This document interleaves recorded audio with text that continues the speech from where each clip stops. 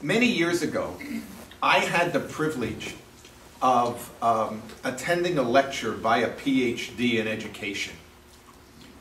And at the beginning of the lecture, he looked at his community assembled, and he said, "I want you to know as I begin that I am not coming as an expert." He said, "The fact that I have a PhD means that I am selectively ignorant. That while all of you were leading your lives and doing very valuable things and learning all kinds of lessons, I was busy studying one particular subject. So both as a rabbi and now as a candidate for a doctoral degree, which is not a PhD, I want you to know that I am not coming here to pretend that I have all the answers. Especially in the area of religion, I believe that it's an open question. That your feelings, your ideas are equally as valid as anything that I might have to say, and you have every right to argue with me, disagree with me, and I will allow you without any problems to be wrong in your way." I believe for me, I am right. I don't know that I'm right for another living soul. But I have studied, and I have been thinking about this obviously for years, without coming up necessarily with answers, but a lot of questions. And that's what this class will be about. Today we're going to start off the subject with, what does it mean to be a Jew? Everywhere I go, people seem to believe they know what it means to be Jewish. If you ever want to know what it means to be a Jew, ask an anti-Semite. They will be happy to tell you what it is to be a Jew. Go to Israel, and they have allowed the most famous anti-Semite in modern history to define Judaism. What's the definition of a Jew in Israel? Israel took the definition of Judaism, of being a Jew, from Adolf Hitler. And the statement was, anybody that Adolf Hitler was going to kill because they were Jewish, we should welcome into the state.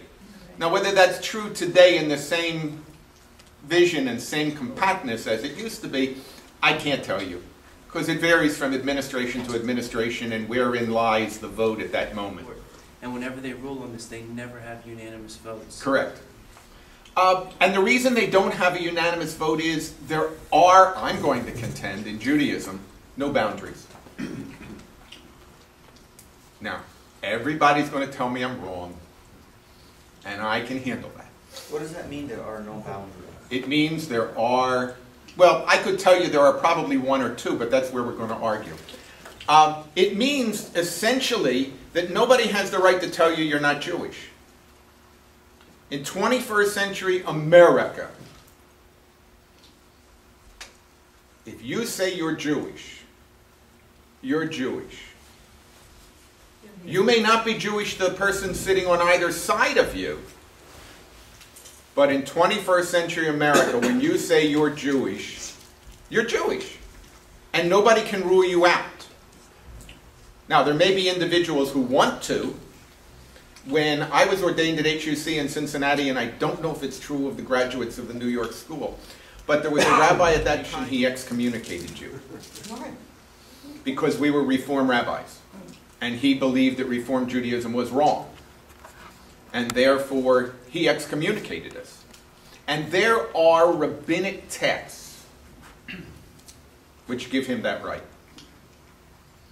There is a text in the rabbinic period of Judaism wherein it says that someone who has certain beliefs, and we'll talk about what those beliefs are, someone who has a certain set of beliefs can be thrown into a pit and not removed. Meaning, you can kill them.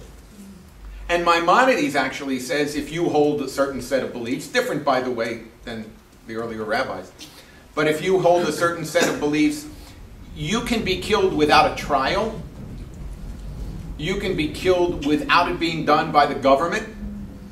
That any Jew should come along and kill you because you have these beliefs which he considered to be blasphemy. And you will not go to heaven. You are, he doesn't call it heaven, he calls it the world to come. You are denied the world to come.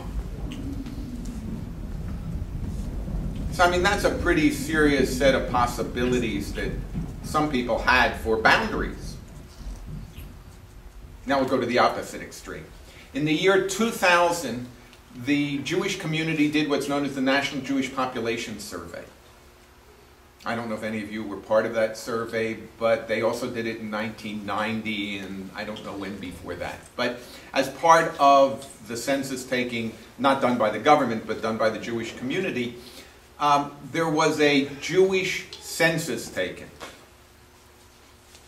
And the result of that census is, A, you'll be happy to know that the Reformed Jews are the largest organizational group in the United States. It was done only in the United States. We're the largest group by absolute numbers. 2, there are all kinds of additional facts and information, but the one that I would like to focus on at the moment is, how do you decide when you call somebody on the telephone that they're Jewish? If they say they are.